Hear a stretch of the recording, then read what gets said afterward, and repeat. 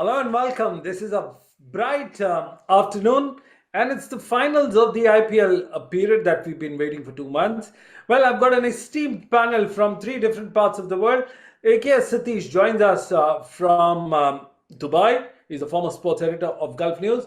Also joins me is David Brooks, the man who needs no introduction to cricket. He's been in the broadcasting sea for last almost 4 decades, and now I have.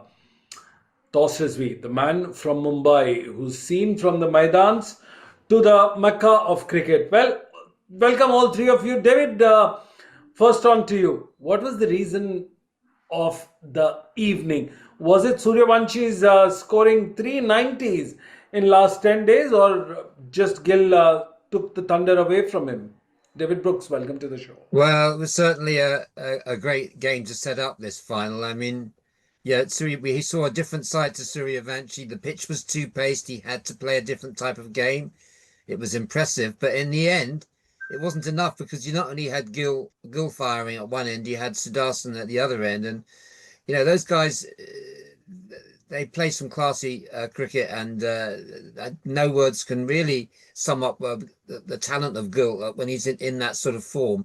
And they didn't seem to take any risks, and the run chase, which would appear to have been a challenging one, just became so easy for them. And I would also put a word in for my man Jason Holder, yet again taking some valuable wickets just to curb the scoring rate of the Royals. And a shame about the injury to Jadeja. He looked very good coming in at 4, and then he had to leave and come back. That must have handicapped them. So in the end, the runs, even Sooryavanchi's efforts, were not sufficient. Well, absolutely. Well, AKS Satish, they were playing like typical classical shots, and it was completely different from what we had seen the previous inning of Vaibhav Sooryavanshi. All short balls going on outside the boundary rope. Your views? Hi, Sunil. Hello, fellow panelists, and hello to the viewers. You can't probably you can still spend the entire half an hour or even 1 hour talking about the knock Vaibhav Sooryavanshi played, because I was seeing the transformation that Vaibhav has been having in the last 1 year, basically. Like even in the start of this IPL, he was probably trying to play more shots on the onside. But now he developed a game across. He was playing across the all around 180 degrees, maybe you can call it, not up like a 360 where he could play with those shots behind like AB de Villiers. But the fact of the matter is he developed his game wholesome in terms of his shot making and the skills.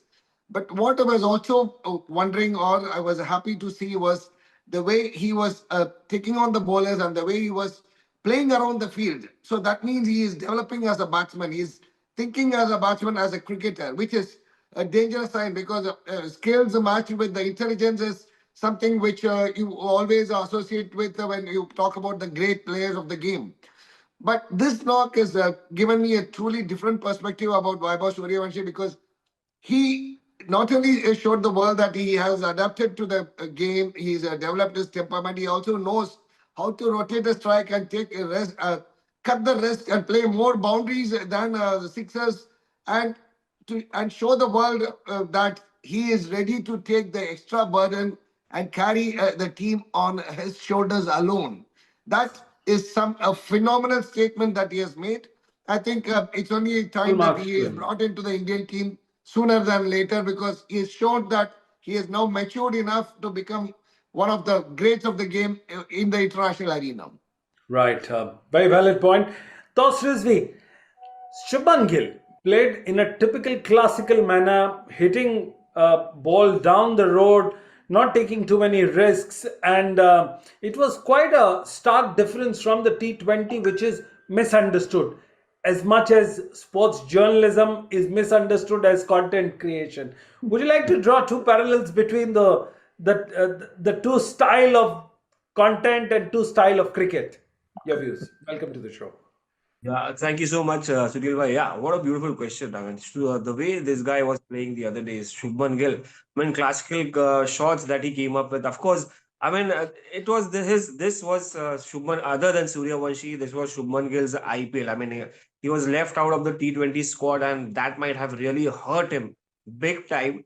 Hence, when there were stories out there that how much he was practicing, he asked, on a serious note, he booked the Punjab cricket ground where he practiced with the bowlers, the fast bowlers, and he was practicing in V, playing his shots in V, literally, and the way he middle the ball. I mean, especially that pull shot that he came up against a short ball convincingly. So he's raised another question out there, or maybe he has put up his hands up that okay, Abhishek Sharma and the other guys here, there is a serious competition for you guys out there for Team India. But the way he batted the other day, I mean, there was Sooryavanshi at one end for Rajasthan Royals. Somebody, I believe, is he 15? Mine may physically he might be 15, but definitely he's a mature cricketer, man. He's much more mature than a lot of cricketers who have played, who have retired.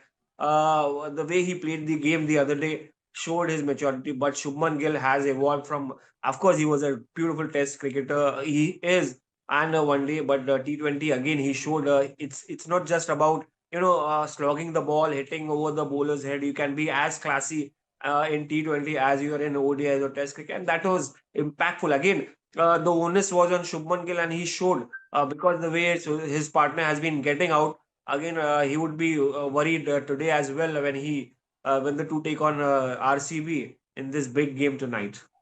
Well, you spoke about her toss Rizvi hurt of Shubman Gill.